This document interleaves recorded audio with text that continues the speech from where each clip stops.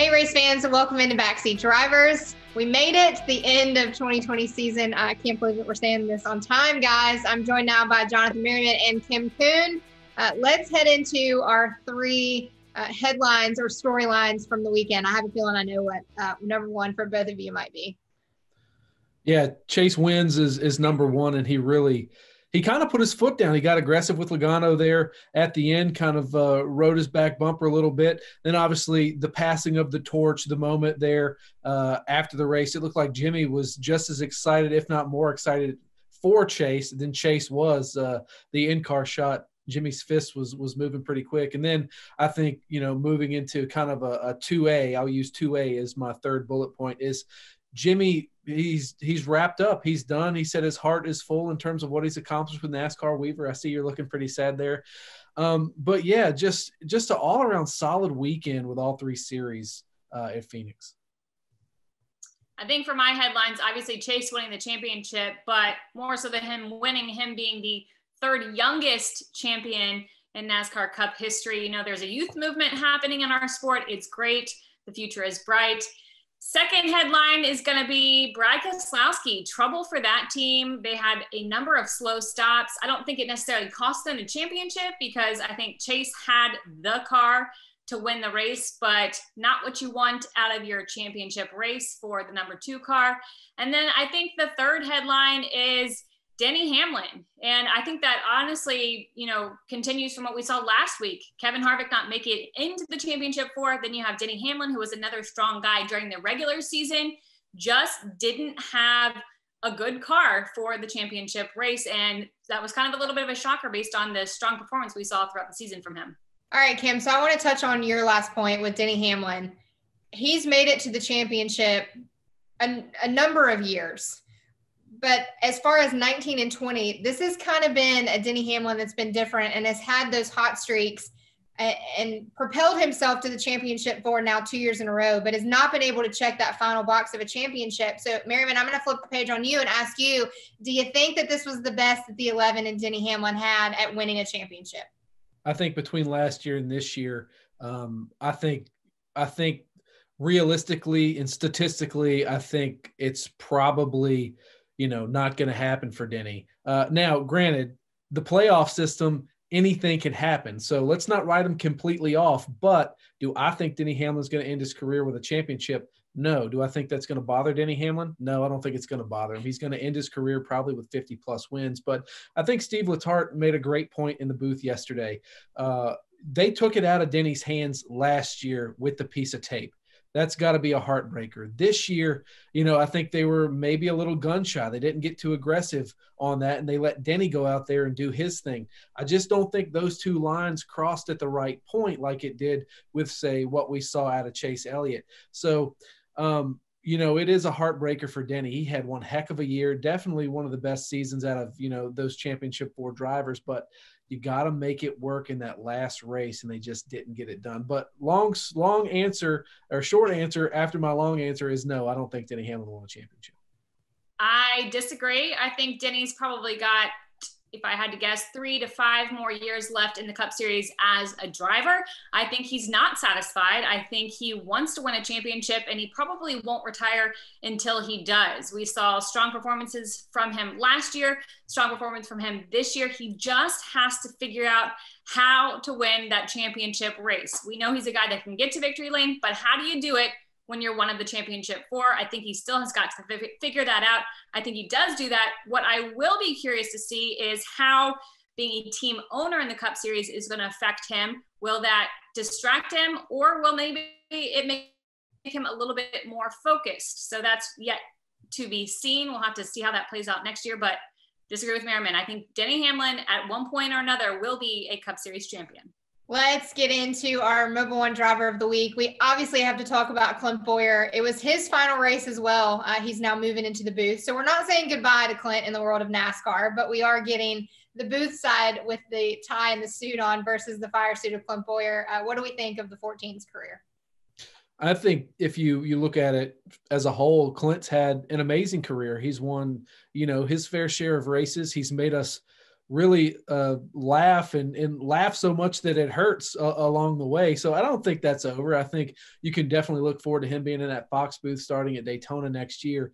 And, you know, people are going to be able to enjoy the race and a comedy show all at once. It's going to be pretty fantastic. I think he'll do great things. But, you know, there was such a big deal made about Jimmy because we knew all of this was coming. We only knew Clint was going to retire for, you know, maybe a month and a half. So, you know, it kind of does feel surreal that he's not going to be there driving something next year. But we'll definitely look forward to hearing his voice every weekend during the Fox part of the season.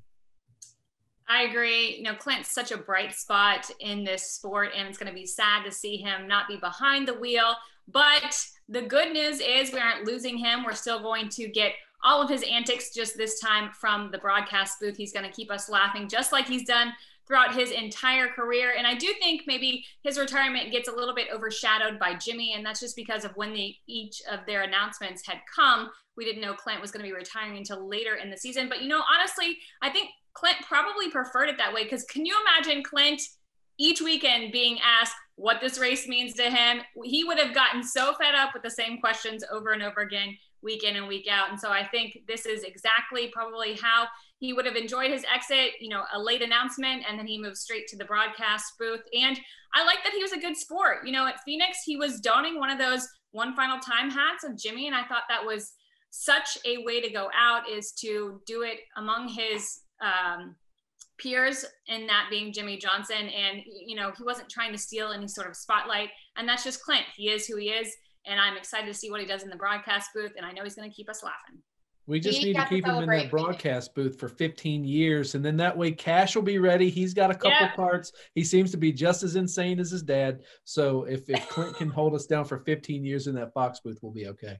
Yeah, Clint also got to celebrate already too post-Phoenix, regardless of if he went out a winner. He's already tweeted some emojis that I'm sure Clint Boyer's not feeling too hot post-Phoenix. So glad that he got to celebrate regardless. Well, Kim, I saw your tweet post-race that talked about this youth movement for NASCAR. One organization that is having a major youth movement, I think their average age next year for 2021 is going to be like 27, 28 years old, and that's going to be Hendrick Motorsports. 4 young guns in that camp. Chase dominates, wins a championship. Is it a Hendrick wins a lot and wins another championship and goes back-to-back in 2021?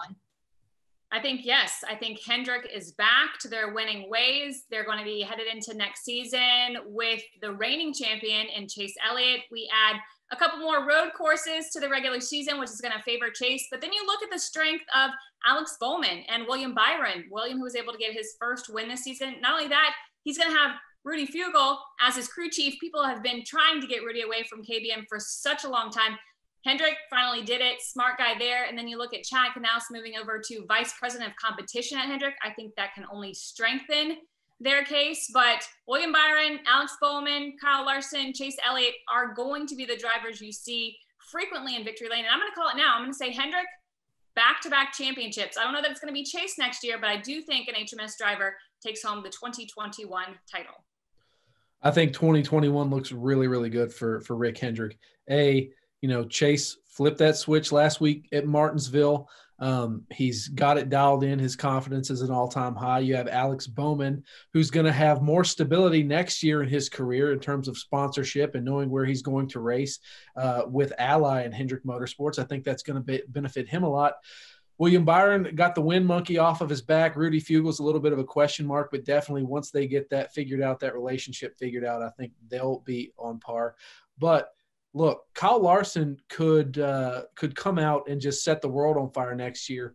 He's got a chip on his shoulder. I think he has something to prove. He's been out of the race car for, you know, it's going to be almost a full year once we get back to Daytona. So I just think that these 4 are in a situation where they can really go out there, let it all hang out. I do think Rick Hendrick will be dominant. You know, we've all been asking for the past, 4 or 5 years, well, where's the Hendrick of old when Jimmy was winning 5 in a row and Jeff was winning races and, Kyle Busch, Mark Martin, Dale Earnhardt Jr., they were out there winning. They have a chance to be back in that shape and send multiple cars to the championship for next year. They posed a question on broadcast yesterday, and I found it funny that my answer was so automatic, but they asked, has Rick Hendrick found this new dominating young class of drivers, and has them all under his roof. So yeah, Mr. H, I think the answer is yes, that you did something right. Well, possibly the other car who was competing for a while there on track with the speed-wise of Chase Elliott was the two of Brad Keselowski. Looked like they brought a pretty speedy car to Phoenix. It wasn't a new car, but did his pit road miscues, a lot of struggle on pit road for the two crew, did that cost him the championship? I'm going to say yes, it cost him the championship. Now, I do think that Chase Elliott had the best car. He was able to drive from the rear to the front, but was Chase Elliott the better driver at Phoenix? I don't know. We saw Brad pass Chase for the stage 2 win. And then even towards the end, we saw Brad pass Joey Logano, his teammate, to ultimately finish second in the championship. Now, he lost a total of 10 spots on pit road for the race. That's a lot. He had a number of slow stops. And we know if you want to be the champion, everything has to be perfect, from your role as a driver to what the pit crew does on pit road, execution, making sure you are being perfect, if not near perfect. You at least got to be the best one out of the 4, and Brad wasn't when it came to pit road. I think if we hadn't seen some of those slow stops, maybe, just maybe, Brad could have taken the title. If not, we would have seen a door-to-door finish coming to the checkers for the 2020 championship. Yeah, I'm going to say it did not end up costing him, only because we have evidence from Martinsville when, Chase lost about 9 positions on pit road, arguably at a harder racetrack, and comes back and wins the race. I don't think anything was going to get in the way of that 9 team. I think it was it's almost like it was mapped out in the stars before the start of the playoffs began. And it just came together for him. The 9 was faster. He drove up from the rear of the field in the first 40 laps. So, I don't think it mattered. Brad Keselowski's pit crew could have had a flawless day. I don't think anything was getting in Chase's way. We saw that. He was really aggressive with the back bumper. Joey Logano late in the race. Have no doubt he would have done the same thing to Brad. So Chase was winning that thing come hell or high water. So. Well, you got philosophical on us, but in true Backseat Drivers fashion, I'm going to go with Team Kim, just as I can. All right, guys. Well, I appreciate us breaking down the championship race. It was a really good one at Phoenix. 2020, finished it on time. We're done. Welcome to the off season. Although Backseat Drivers is not done for this season yet, so I get to say see you next time on another episode of Backseat Drivers.